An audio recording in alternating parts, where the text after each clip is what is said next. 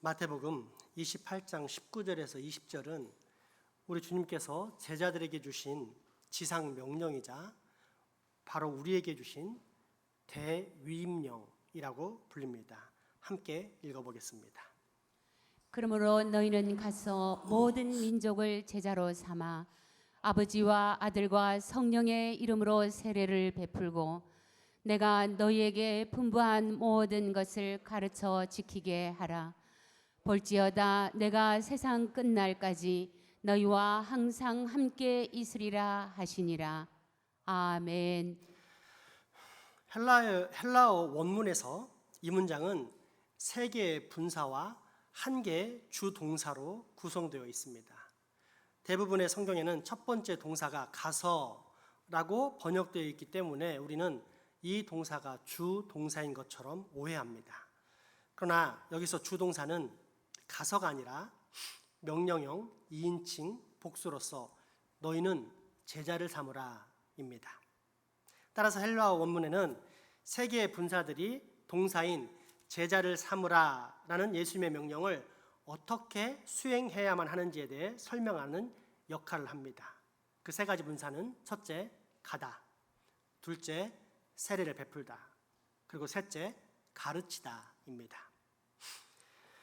이 지상 명령 중에서 우리는 온 세상으로 간다는 것에 대해서는 잘 알고 있습니다. 수많은 교회가 선교에 힘쓰면서 선교사를 파송하는 것이 그 증거입니다. 가르치는 것 또한 잘 알고 있습니다. 교회마다 많은 교육 프로그램들이 있기 때문입니다. 하지만 세례와 그 의미에 대해서는 많이 생각하지 않습니다. 그런데 분명한 것은 세례가 예수님의 지상 명령에서 한 부분을 차지하고 있다는 사실입니다. 그러므로 세례를 베풀고 세례를 받는 것과 그 의미를 올바로 이해하는 것은 매우 중요합니다. 왜냐하면 세례는 복음의 은혜 전체를 기억나게 하고 확신케 하는 하나님께서 주신 은혜의 방편이기 때문입니다. 그렇다면 이 세례는 우리에게 어떤 은혜와 믿음을 선포할까요? 첫째, 죄 사함, 죄를 씻어냄입니다. 하이델베르크 제71문답입니다. 세례의 물로 씻김을 받는 것처럼 우리가 그리스도의 피와 성령으로 확실하게 씻김을 받는다는 약속을 그리스도는 어디에서 하셨습니까? 세례를 제정하실 때 그리스도는 이 약속을 하셨습니다. 그러므로 너희는 가서 모든 민족을 제자로 삼아 아버지와 아들과 성령의 이름으로 세례를 베풀고 믿고 세례를 받는 사람은 구원을 얻을 것이요 믿지 않는 사람은 정죄를 받으리라.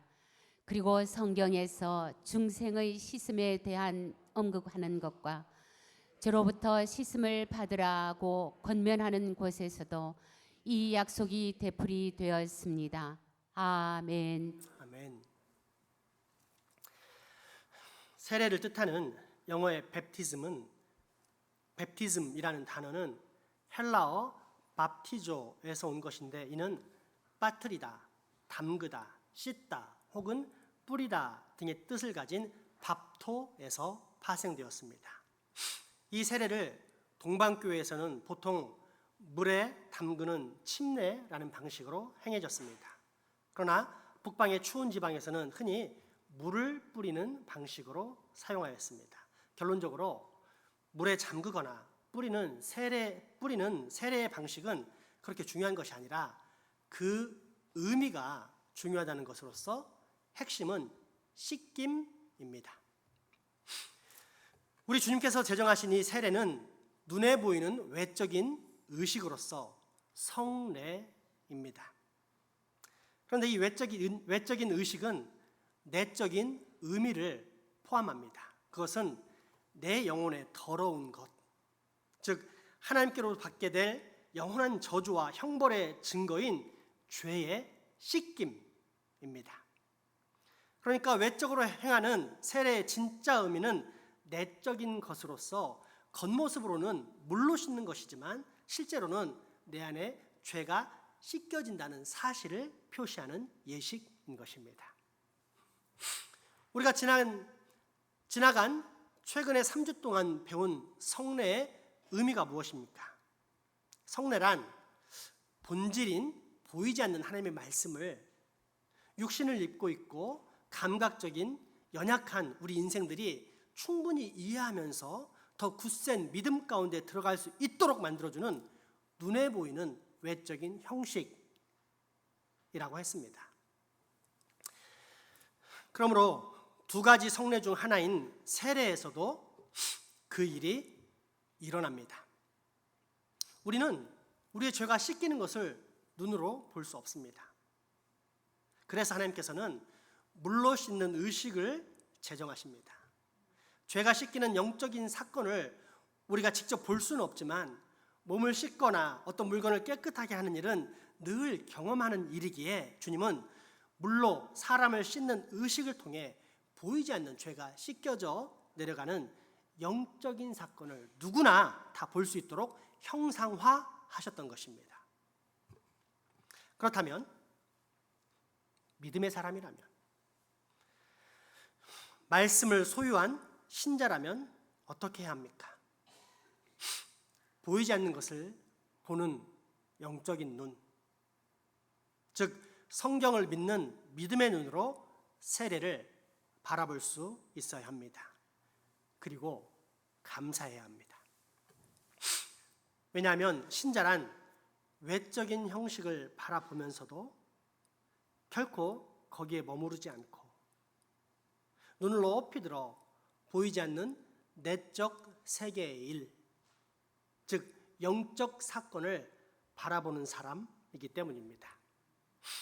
이때 세례를 통해 우리에게 주신 영적 사건이 무엇입니까? 하나님의 진노와 저주로 말미암아 영원한 형벌을 받아야만 했던 우리가 예수 그리스도께서 흘리신 보혈과 성령으로 말미암아 그 죄가 깨끗하게 씻겨졌다는 분명한 사실입니다. 그러니 우리는 세례를 생각할 때마다, 볼 때마다 늘 우리 주 하나님께 감사와 찬양, 경배와 영광을 올려드릴 수밖에 없지 않겠습니까? 둘째, 세례는 우리가 그리스도의 몸인 교회에 가입한다는 뜻입니다. 교회란 예수 그리스도를 구주로 믿는 사람들의 무리입니다. 그리고 이처럼 보이지 않는 영적 교회가 이 땅에 형상화된 것이 지금 우리가 보고 있는 이 땅의 교회들입니다. 그러니까 일반 교회에서 교육을 통해 새신자를 그 교회의 공식 교인으로 받아들이는 것처럼 세례란 어떤 사람이 예수님의 몸인 진짜 교회에 가입했다는 것을 나타내는 예식이라는 뜻입니다. 그리고 바로 여기에 구약과 차별된 신약 교회의 독특성이 나타납니다. 구약의 교회나 신약의 교회나 다 같이 하나님의 은혜 언약에 속해 있지만 구약 교회는 그 은혜 언약에 참여하는 표를 할례로 했던 것에 비해 신약의 교회는 그 표를 세례로 합니다. 따라서 교회에서 공적으로 세례를 받은 사람은 예수 그리스도의 몸에 접붙여진 사람입니다. 왜냐하면 사도 바울이 증거하듯이 거듭남의 표시인 세례를 받은 사람은 더 이상 하나님의 원수가 아닌 그리스도의 몸에 접붙여진 한 지체, 한 몸이요 또 한 영을 마시는 사람, 즉 성령님의 임재와 충만 가운데 사는 사람이기 때문입니다. 고린도전서 12장 12절에서 13절 말씀 봉독하겠습니다. 몸은 하나인데 많은 지체가 있고 몸의 지체가 많으나 한 몸인가 같이 그리스도도 그러하니라. 우리가 다 유대인이나 헬라인이나 종이나 자유인이나 다 한 성령으로 세례를 받아 한 몸이 되었고 또 다한 성령을 마시게 하셨느니라. 아멘. 그러므로 여러분, 세례를 받으셨습니까? 그렇다면 기뻐하십시오. 그것은 내가 예수님의 몸이 되었다는 뜻, 하나님께서 나를 거룩하고 영원한 진짜 교회의 일원으로 받아주셨다는 특별한 표시이기 때문입니다. 셋째, 세례란 우리 주 삼위일체 하나님과 교제와 연합 가운데 들어가는 사건입니다. 하나님은 단수일까요? 복수일까요?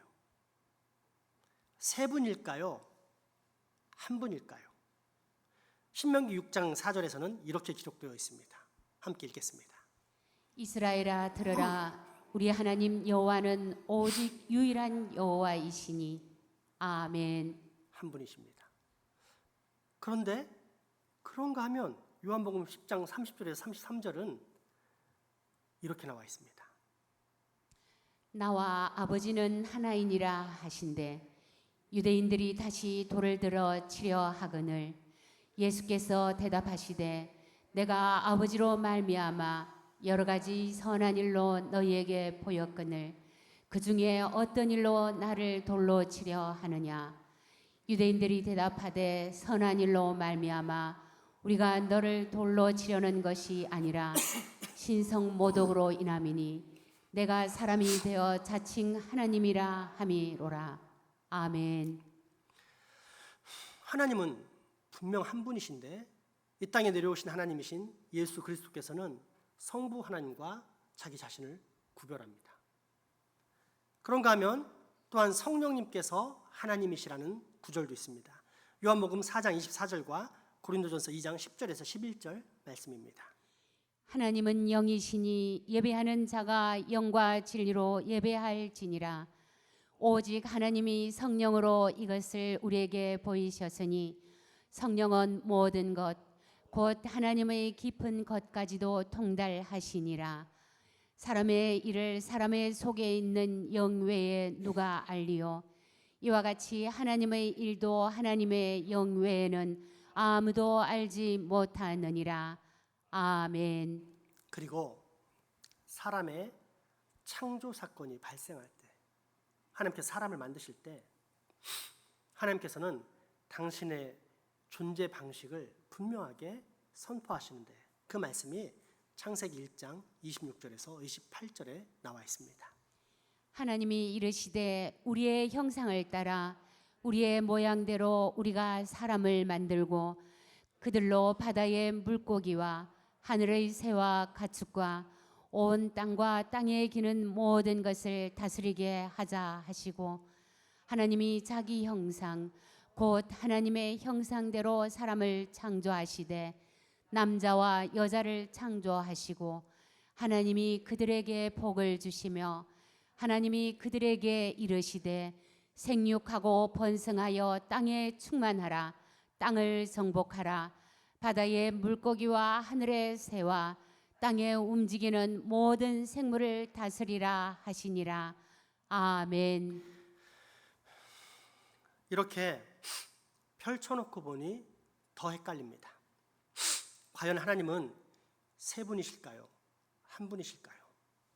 물론 우리는 이것을 삼위일체 하나님으로 믿지만 그럼에도 불구하고 이성적으로는 결코 해결하기 어려운 문제입니다. 그런데 여기에서 우리는 중요한 사실을 먼저 인정해야 합니다. 그것은 하나님은 수에 갇혀 계신 분이 아니라는 사실입니다. 왜냐하면 숫자라는 것도 결국 인간에 의해서 만들어진 것, 피조된 것이기 때문입니다. 그런데 창조주이시며 무한하신 하나님께서 과연 유한한 인간이 만들어낸 수에 갇힐 수 있겠습니까? 숫자로서는 결코 하나님을 표현할 수 없는 것입니다. 그럼에도 하나님께서 이 수를 사용하신 것은 우리 인생을 위함이셨습니다. 사람에게 이해를 주시고자 그처럼 단순히 복순히 하는 표현을 사용하신 것입니다. 아무튼 삼위일체 하나님께서는 그처럼 인간의 눈높이에 맞춰 숫자로 당신의 존재 방식을 표현하셨는데 이를 단일 복수형, 즉 복수로 계시면서 단수이신 하나님의 존재 양태라고 합니다.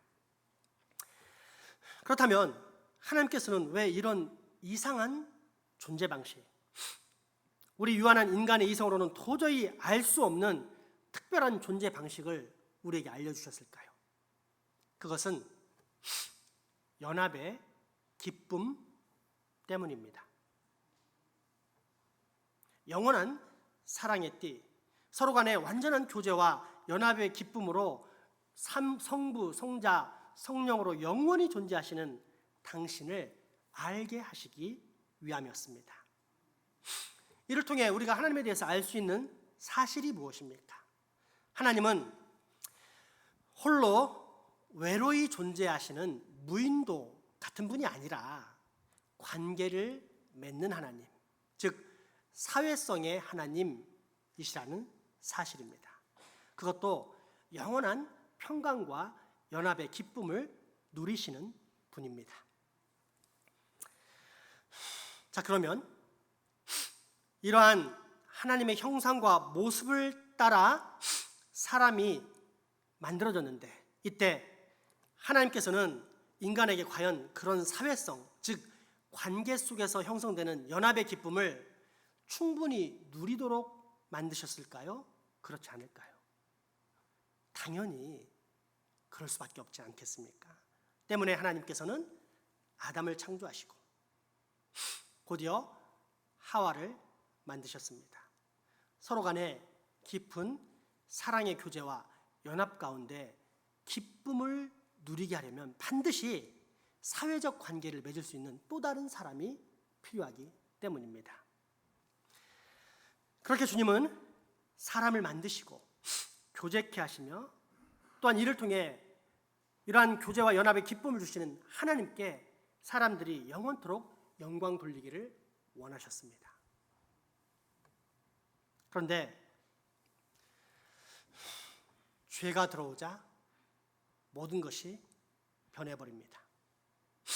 그 모든 교제와 연합이 끊어졌습니다. 하나님과 사람 사이, 사람과 사람 사이, 사람과 자연 사이에 있던 모든 축복이 깨어지고 망가집니다. 심지어 한 몸이라고 불리는 남편과 아내, 자기 목숨보다 더 소중하게 생각하는 자식과의 관계, 또 깨지는 불행 가운데 놓입니다. 그렇게 하나님은 이 땅에 예수 그리스도를 보내시고 저 십자가에서 그 죄 문제를 해결하십니다. 왜요? 다시 연합케 하시기 위함입니다. 하나님과 사람의 관계, 그로 말미암아 사람과 사람의 관계, 사람과 자연 사이에 깨어진 모든 관계들을 다 치료하고 회복하사 우리도 또다시 하늘의 교제와 연합의 기쁨을 누리게 하기 위함입니다. 그리고 이처럼 예수 그리스도로 말미암아 구원받고 교제와 연합의 기쁨을 회복한 당신의 백성들에게 주님은 그러한 사실을 특별한 예식을 통해 표시하시기를 원하셨는데 그것이 바로 세례입니다. 그러므로 여러분, 혹시 세례 받으셨습니까? 그렇다면 기뻐하십시오. 여러분은 삼위일체 하나님과의 관계가 회복된 사람, 다시 하나님과 하나님과 사랑의 교제와 연합 가운데 들어간 행복한 하늘 백성이기 때문입니다. 마지막 넷째, 세례란 죽었다가 살아남에 관한 표와 인입니다.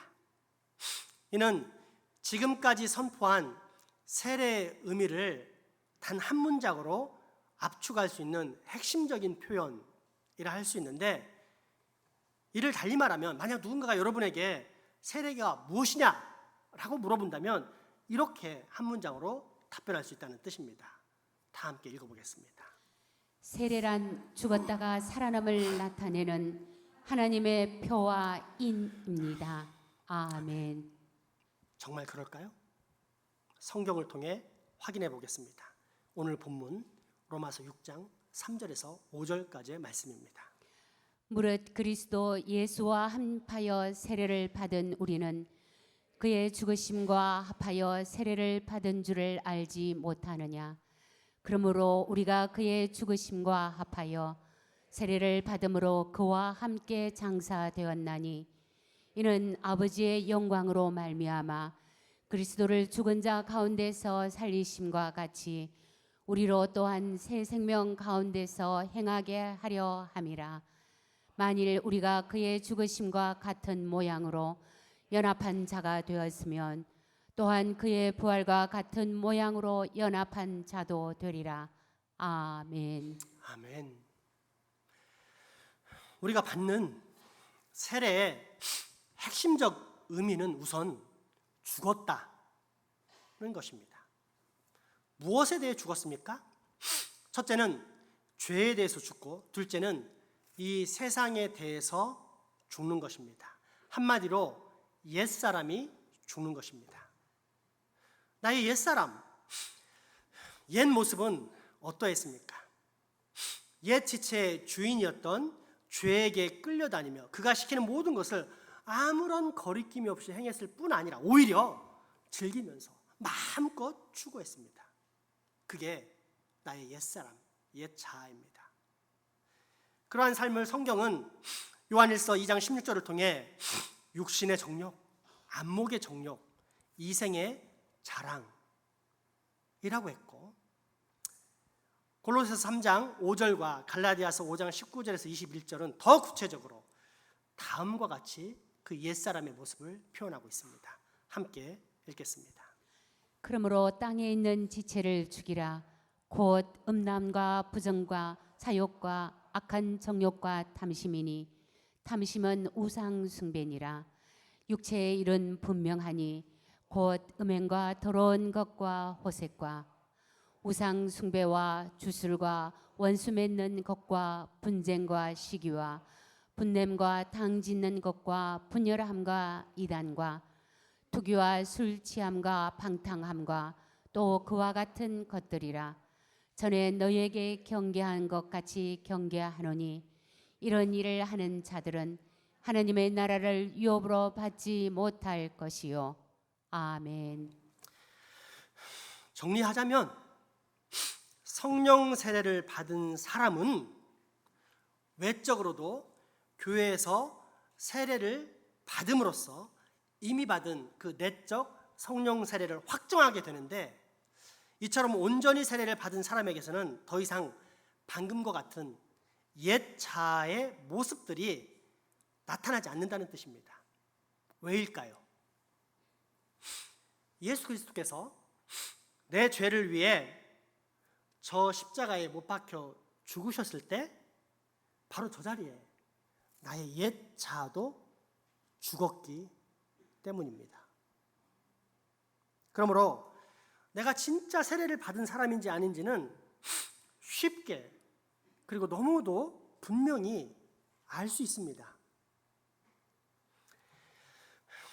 음행과 호색, 분쟁과 시기, 파당을 짓고 분열시키고 분내고 술 취하고 방탕함이 어쩌다 한두 번 일어나는 일시적인 현상이 아니라 내 안에 지속적인 습관으로 나타납니까?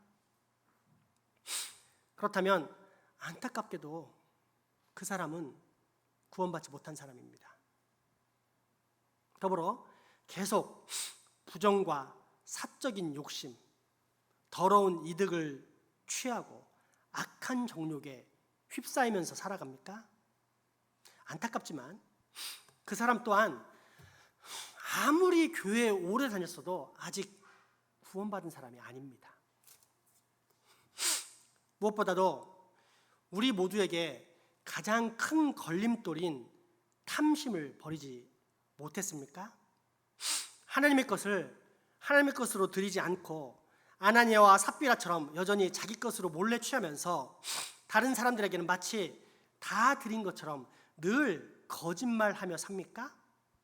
여전히 탐심의 지배에 사로잡혀 그 탐심에서 벗어나지 못하고 있습니까? 안타깝지만 그 역시 구원받지 못한 사람이요, 앞으로도 영원히 구원받지 못할 것입니다. 왜냐하면 탐심은 우상 숭배이고 우상 숭배자는 절대 구원을 못 받기 때문입니다. 다시 한번 골로새서 1장 5절 말씀을 봉독해 보겠습니다. 그러므로 땅에 있는 지체를 죽이라. 곧 음란과 부정과 사욕과 악한 정욕과 탐심이니 탐심은 우상 숭배니라. 아멘. 참으로 무서운 말씀입니다만 그래도 다행인 것은 세례가 죽는 것에서 끝나지 않고 사는 것으로 마무리된다는 사실입니다. 즉 옛 지체가 죽은 사람에게는 새로운 삶이 기다리고 있습니다. 어떻게요? 저 십자가에 달리신 예수님이 죽었다가 사흘 만에 다시 부활하신 것처럼 예수 그리스도와 연합한 사람, 우리 또한 새로운 피조물로 태어나기 때문입니다. 성경은 이를 죄에 대해서는 죽고 하나님에 대해서는 사는 인생이라고 표현합니다. 로마서 6장 10절에서 11절 말씀입니다.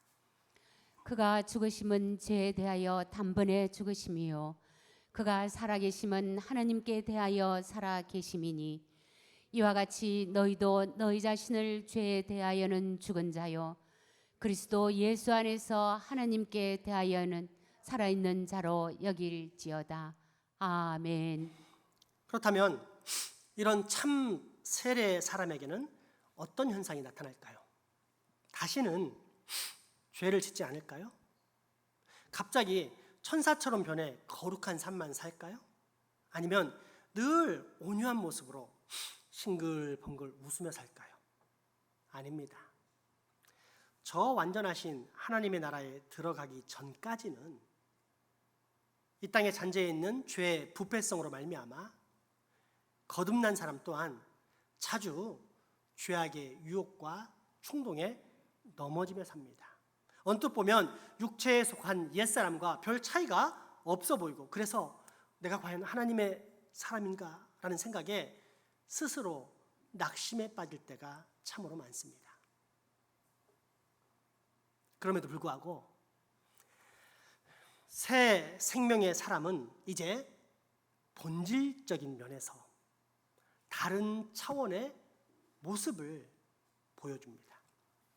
그 모습은 어떤 모습일까요? 예전에는 죄 가운데 살면서 그 죄를 당연하게 여겼다면 이제는 은혜 속에 거하면서 그 은혜만을 사모하고 그러므로 말미암아 나의 사욕보다는 하나님의 영광을 점점 더 추구해가는 모습입니다. 더 이상 옛 지체가 사랑했던 불의의 싹을 추구하지 않습니다. 대신 내 삶을 날마다 의로운 병기로 하나님께 드리기를 기뻐합니다. 왜요? 이제 나는 더 이상 죽어버린 옛 자아의 종이 아닌 하나님께서 창조하신 새로운 피조물 참 세례를 받은 은혜의 사람이기 때문입니다. 로마서 6장 12절에서 14절 말씀입니다. 그러므로 너희는 죄가 너희 죽을 몸을 지배하지 못하게 하여 몸의 사욕에 순종하지 말고 또한 너희 지체를 불의의 무기로 죄에게 내주지 말고 오직 너희 자신을 죽은 자 가운데서 다시 살아난 자 같이 하나님께 드리며 너희 지체를 의의 무기로 하나님께 드리라. 죄가 너희를 주장하지 못하리니 이는 너희가 법 아래에 있지 아니하고 은혜 아래에 있음이라. 아멘. 이것이 바로 세례의 핵심인 죽었다가 살아남입니다. 옛사람은 죽고 새 사람으로 태어나는 것입니다. 그러므로 여러분, 세례를 받으셨습니까? 그렇다면 기억하십시오. 여러분은 죄사함, 예수 그리스도의 피와 성령으로 죄 씻김을 받은 사람입니다. 또한 여러분은 그리스도의 몸으로 접붙여진 사람, 참 교회에 가입한 하늘 백성입니다. 나아가 여러분은 이제 삼위일체 하나님과의 회복된 관계 속에서 그분과 영원한 교제와 연합의 기쁨에 들어간 하나님의 자녀입니다. 그리고 이 모든 것을 포함한 핵심적 결론인 세례의 마지막 네 번째 의미, 그것은 여러분은 죽었다가 살아난 사람이라는 것입니다. 그렇다면 여러분, 이제 우리 어떻게 살아야 할까요? 우리의 옛 자를 죽이고 대신 날마다 거룩으로 나아가는 생명의 삶, 곧 하나님께 대하여 사는 사람이 되어야 하지 않겠습니까? 그 사람이 바로 세례받은 나이어야만 하지 않겠습니까? 오늘 본문 로마서 6장 3절에서 5절 말씀 같이 봉독하겠습니다. 무릇 그리스도 예수와 합하여 세례를 받은 우리는 그의 죽으심과 합하여 세례를 받은 줄을 알지 못하느냐. 그러므로 우리가 그의 죽으심과 합하여 세례를 받음으로 그와 함께 장사되었나니 이는 아버지의 영광으로 말미암아 그리스도를 죽은 자 가운데서 살리심과 같이 우리로 또한 새 생명 가운데서 행하게 하려 함이라. 만일 우리가 그의 죽으심과 같은 모양으로 연합한 자가 되었으면 또한 그의 부활과 같은 모양으로 연합한 자도 되리라. 아멘. 이 시간 찬양하겠습니다. 여러분 스스로 죽었다가 무덤에 들어갔다가 땅에 파묻혔는데 다시 무덤을 뚫고 나올 수 있습니까? 못합니다. 여러분은 죽으면 끝입니다. 죽어서 영원한 멸망 가운데 들어가는 것이 여러분의 본질입니다. 그런 저와 여러분을 우리 주 하나님께서 예수 그리스도의 십자가의 방법으로 구원하셨습니다. 나 대신 저 십자가에 죽으시고 또 나를 위해 다시 살아나셨습니다. 그리고 누구든지 이 사실을 믿으면 예수 그리스도와 연합한 사람이 되어 옛자는 죽고 새로운 피조물로 태어나게 된다고 분명히 약속하셨습니다. 우리의 모든 은혜의 초점 무엇입니까? 십자가에 달리신 예수 그리스도. 그분 안에서 우리는 죽고 그분으로 말미암아 다시 우리는 살아서 이제 우리는 하나님께 영광을 돌리는 존재가 된 것입니다. 바로 이 감사의 기도를 곡조 있는 찬양을 통해서 하나님께 경배와 영광을 올려드리기 원합니다. 찬송가 407장 구주와 함께나 죽었으니 하나님께 찬양 올려드리겠습니다.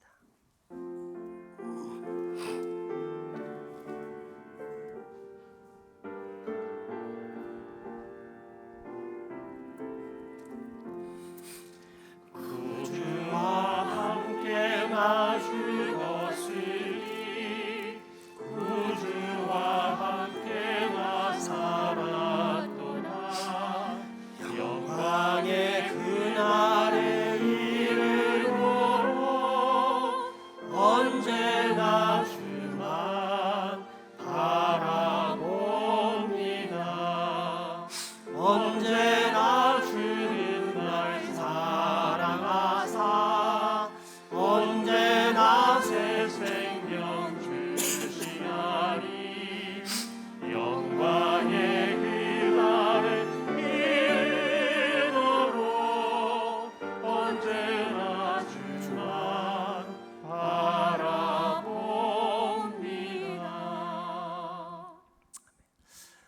많은 분들이 예수 믿고 구원받는다라는 잘못된 문장의 믿음을 갖기 때문에 일회적인 예수 믿기만을 강조하면서 천국행 티켓을 확보한 것처럼 착각하는 경우가 많습니다. 그러다 보니 예수 그리스도에 대한 평생의 기대가 없이 살아갑니다. 그런데 이렇게 세례받아 예수 그리스도께 연합된 사람은 이후에 그 인생을 우리 주님께서 책임지십니다. 그런 놀라운 복을 받습니다. 2절, 3절, 4절이 바로 그러한 은혜의 약속을 우리에게 해주시는 하나님의 말씀입니다. 그 말씀을 잘 기억하며 그 은혜를 주신 하나님을 찬양하는 시간 되었으면 합니다. 마음속에 시험을 받을 때와 마음속에 시험을 받을 때와 무거운 근심이 있을 때에 주께서 그때도 같이 하사 언제나 나를 도와주시네. 언제나 주는 날 사랑하사 언제나 새 생명 주시나니 영광의 그날을 이루므로 언제나 주만 바라봅니다. 뼈 아픈 눈물을 흘릴 때와 쓰라린 마음으로 탄식할 때 주께서 그때도 같이 하사 언제나 나를 생각하시네. 언제나 주는 날 사랑하사 언제나 새 생명 주시나니 영광의 그날에 이르도록 언제나 주만 바라봅니다. 내 몸의 약함을 아시는 주 못 고칠 질병이 아주 없네. 괴로운 날이나 기쁜 때나 언제나 나와 함께 계시네. 언제나 주는 날 사랑하사 언제나 새 생명 주시나니 영광의 그날에 이르도록 언제나 주만 바라봅니다.